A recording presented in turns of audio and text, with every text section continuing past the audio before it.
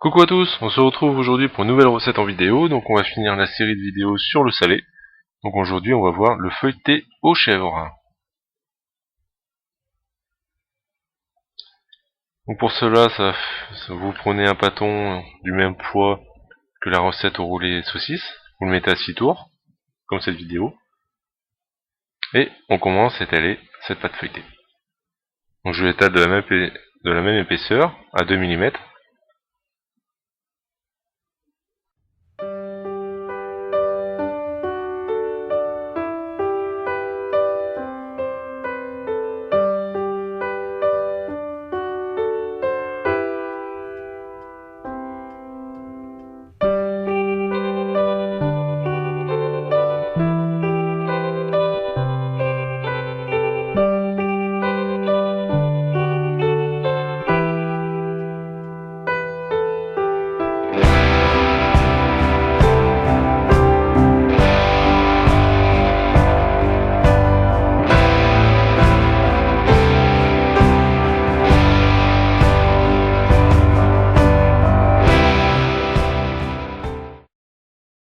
Ensuite, on va préparer notre chèvre. Donc, vous avez deux façons de le préparer. Ici, je veux que c'est un goût prononcé en chèvre, un goût bien prononcé en chèvre, donc je vais mettre que du chèvre dans mon feuilleté roulé. Donc j'enlève toute la croûte de ma bûche de chèvre, c'est une bûche de 300 grammes. Je vais le mélanger, je vais le passer un coup au micro-ondes avant pour le ramollir, pour faciliter l'étalage au rouleau, à la palette. Et vous avez l'autre version aussi, que je vous ai pas montré mais je vous le dis.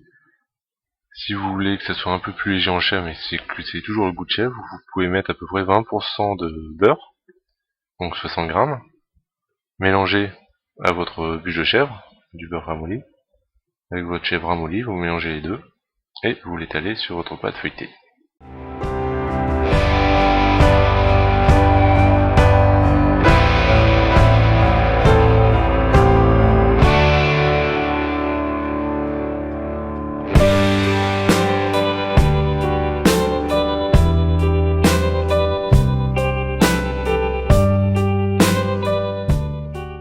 Donc même s'il y a des morceaux, même s'il vous reste un peu de morceaux de la croûte au niveau de la chèvre, c'est pas grave.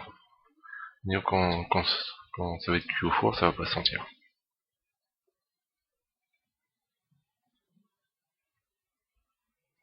Donc après je l'étale sur mon feuilleté.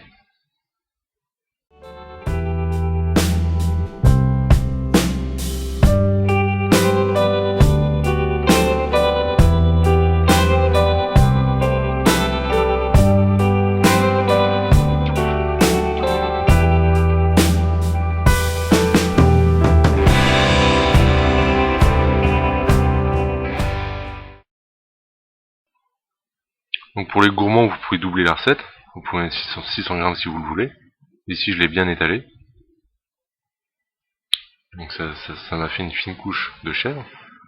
Et sachez que vous pouvez doubler la dose, il n'y a pas de souci. Il n'y aura pas de réaction, ça ne coulera pas au four. Ça sera encore plus prononcé en chèvre pour les gourmands.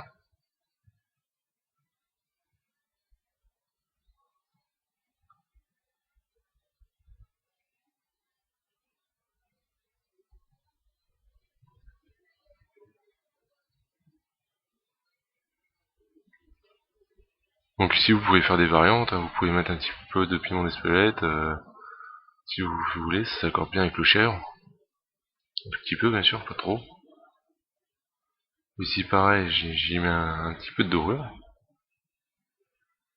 Donc la dorure, soit vous faites avec un jaune, soit vous faites avec un œuf entier et une pincée de sel. Et je vais réaliser des boudins, que je vais mettre ensuite en congélation pour que ça durcisse un peu. Et à l'aide d'un couteau-scie, je vais couper ces boudins en petites parts individuelles.